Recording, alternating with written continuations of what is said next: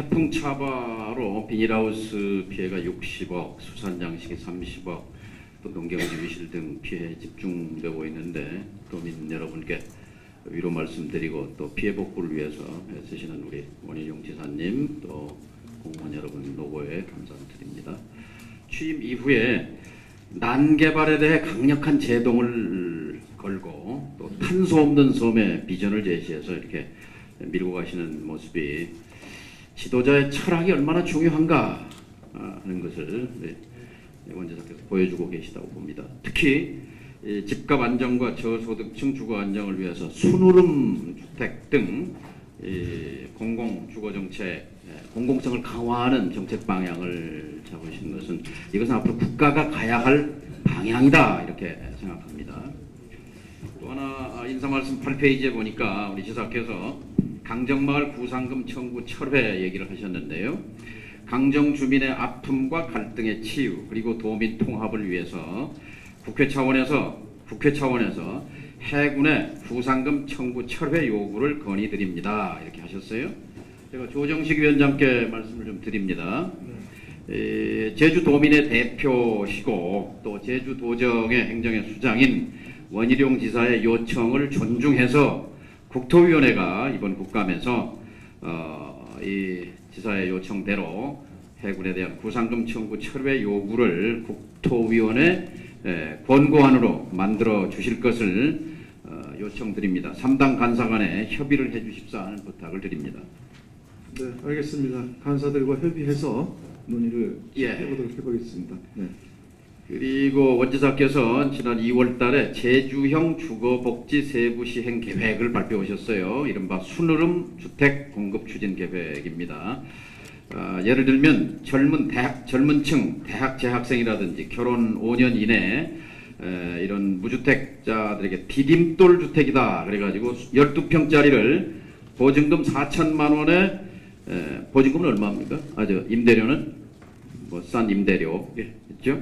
또 예를 들면 18평 18평짜리를 저소득층의 나눔주택이다 이렇게 해가지고 보증금 1,500만 원에 임대료 8만 원 수준 이런 그 주거 약자를 위한 그 정책을 내놓으셨고 또 이를 뒷받침하는 기본 조례를 만드셨더라고요. 지난 9월 말에 이것은 바로 제주도가 가야 할 길이고 국가가 가야 할 방향이다.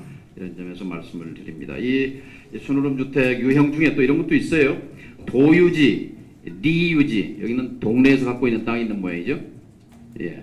리유지 등 이용 그 토지를 그 임대해서 토지는 임대하고 건물만 분양하는 저렴한 주택 공급을 위한 토지 임대부 복지주택을 추진하겠다 이렇게 보고가 되어 있는데 제 질문 끝나고 여기에 대해서 좀 의지를 계획을 밝혀주시기 바랍니다. 또 그 추진팀에 대해서 힘을 실어주시면 좋지 않겠냐 생각합니다.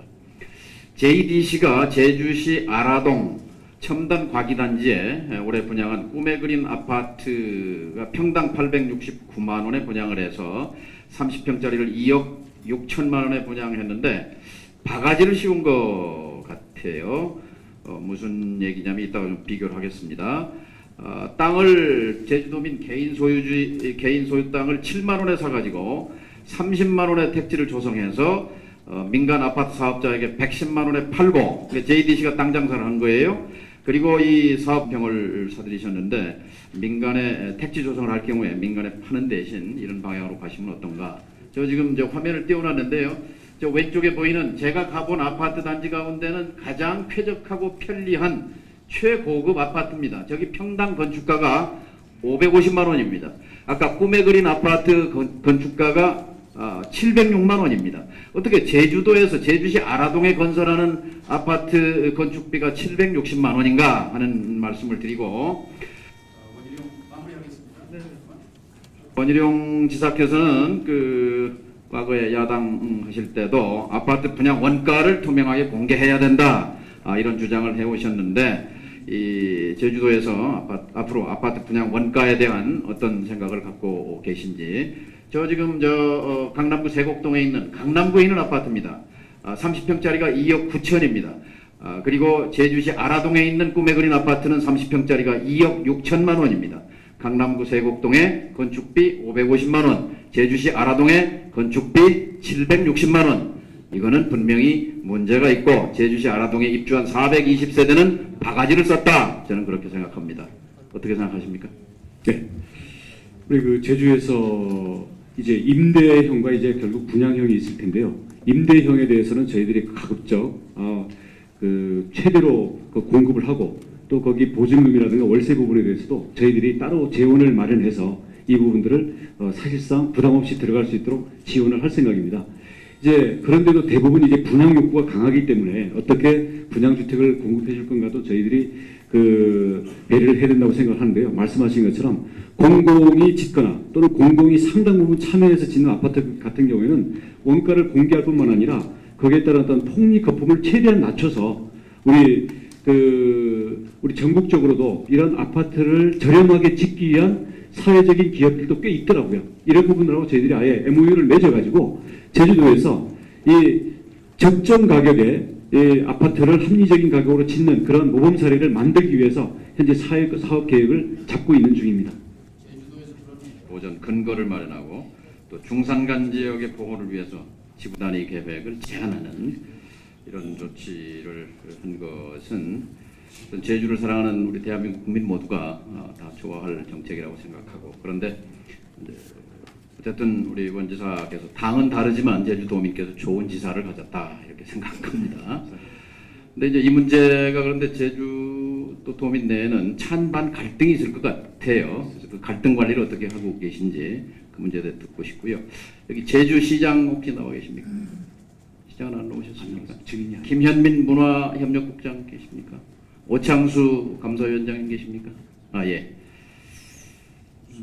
한 가지 제주 합창단 지휘자 해촉 문제로 갈등이 빚어지고 있는 것으로 알고 있습니다. 문화예술도시 제주에 그건 흠이 된다고 생각합니다. 답변서를 요구합니다. 그러니까 성취도가 높은 지휘자를 왜 일방으로 해촉했는지의 문제, 그 다음에 도감사위원회가 이 제주시청 공무원들의 조치가 부당하다, 그리고 해당 공무원을 징계해라 하는 그런 판정을 한 그 내용과 경위, 그 다음에 제주도 지방노동위원회 그리고 중앙노동위원회가 지휘자의 해고는 불법 해고다, 1개월 내에 원직 복직시켜라 이렇게 명령을 했습니다.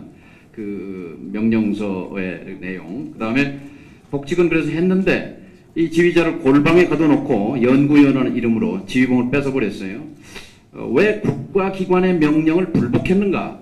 또 국가기관이 이렇게 보복 조치를 해도 되는 것인가에 대해서 답변서를 서면으로 제출해 주시기 바랍니다. 그 문제는 제주시장과 협의해서 좀 답변을 주시기 바라고, 아까 갈등 관리에 대해서 말씀해 주시기 바랍니다. 예. 환경 보존에 대해서는 이런 특성들이 일반론적으로는 대부분 다 그렇게 찬성을 하시면서도 막상 자기 지역의 개발, 이익 또는 자기 재산권 행사가 되어 왔을 때는 왜 우리에 대해서만 이런 규제를 가하냐 그러면서 사실은 저항과 민원이 어마어마하게 올라옵니다. 그래서 이런 과정에서는 저희가 합리적이고 또 수용 가능한 부분들에 대해서는 적점을 찾으면서 해나가고 있고요. 그럼에도 불구하고 이해관계 때문에 어떤 그 무조건 개발을 해야 된다거나 이런 필요한 필수적인 규제 부분에 대해서 이해관계적인 이유 때문에 반감이 되는 부분들에 대해서는 그것은 후손을 위해서 소신을 갖고 가야 된다고 생각하고 가고 있습니다. 그 점 때문에 말 못할 어려움이 많은 것도 사실입니다. 네, 고맙습니다. 네, 정동님.